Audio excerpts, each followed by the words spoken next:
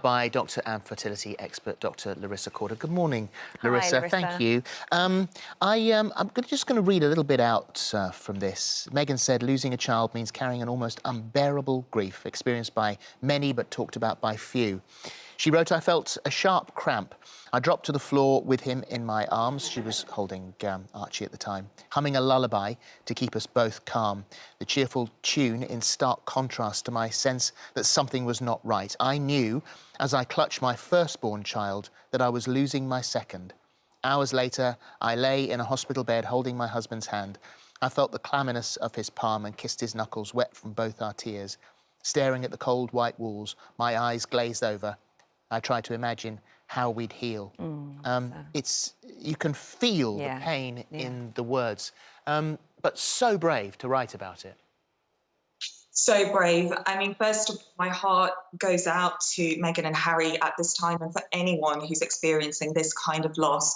It is just the biggest grief that anyone can really face in life, and for them to come out in the open and speak about this, I just applaud them, because it takes so much courage to do that and to really stand exposed and vulnerable and, admit to what they've been facing and all the emotions that must be bringing up for them. And as Meghan writes so powerfully, saying that, she was holding her son at the same time she realised she was also miscarrying another life. And that for any mother is just so unbearably difficult that, I absolutely applaud them for writing about this in a similar vein to what Chrissy Teigen did recently as well, and the number of people that she also helped, her and John Legend, when they wrote about their experience and also losing their son. So I think that them coming out in the public eye and writing an article like this is going to help so many other people to realise that this is far more common than we think it is, and that actually no one is immune from miscarriage. It doesn't discriminate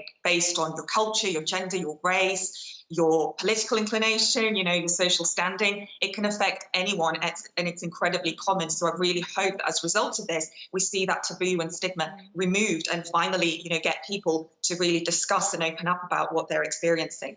Larissa, it was also said that during this pandemic and during lockdown that many women stayed at home to miscarry at home on their own because they were too scared to go into hospital for fear of contracting coronavirus or even for burdening the NHS with this.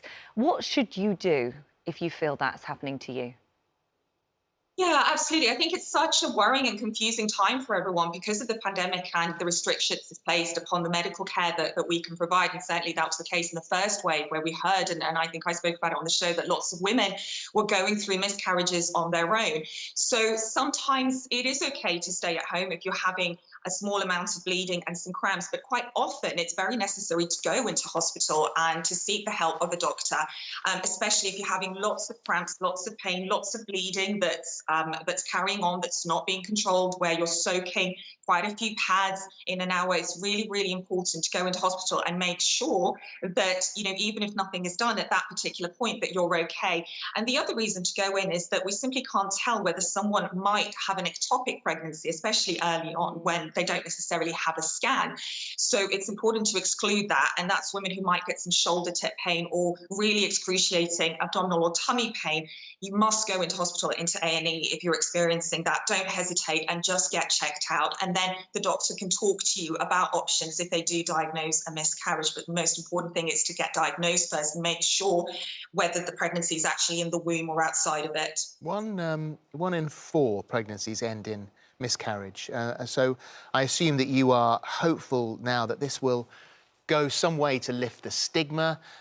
We've had interviews here, and I've never been able to understand, the cruelty of nature being described as shame by a woman.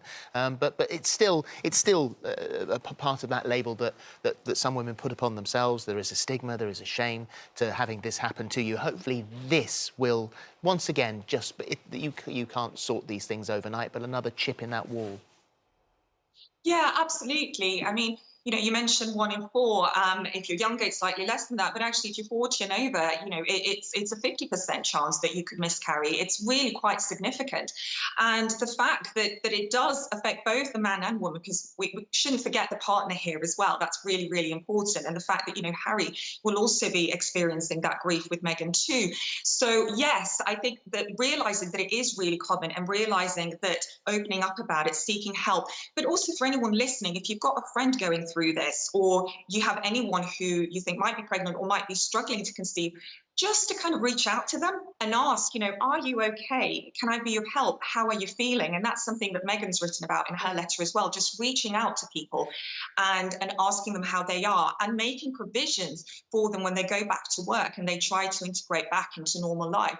Just being sensitive enough to really respect the fact that they may need a bit of time out for this and that it's okay to allow them. That's really, really important, not to put any pressure on them And to Larissa, feel I a think as certain well, way. what Meghan's done by speaking about this is turned it not necessarily into just a medical issue, because I think sometimes with miscarriage, people just see it as a medical thing that you go through and it's not really something to discuss because it's not viable and it's not important. Whereas actually, of course, it's an emotional issue. It's a life. It's part of you. It's part of your family. And it is going to have that impact on you. And because she is talking about this so openly, it allows other people to understand that and feel the same way, be allowed to grieve.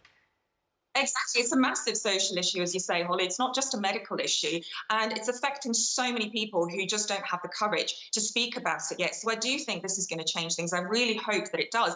And I think that, it's really important to understand that everyone will have a different response to grief, that it's okay if someone doesn't want to discuss it, but it's also equally okay if someone needs to take a significant amount of time to deal with it on their own or to talk to someone. I really encourage anyone who's experiencing this, not just to reach out to people in their close immediate circle who can help, but also a counsellor, someone that they can actually discuss this grief with and help them to move on. And let's not forget, with me being in fertility as well, so many couples struggle for such a long time to become pregnant, and then facing something like this can really set them back and be something that affects them for the rest of their lives. So dealing with it and being a part of that is opening up to other people, and feeling encouraged to do that is such an important move. So I really thank Meghan and Harry for doing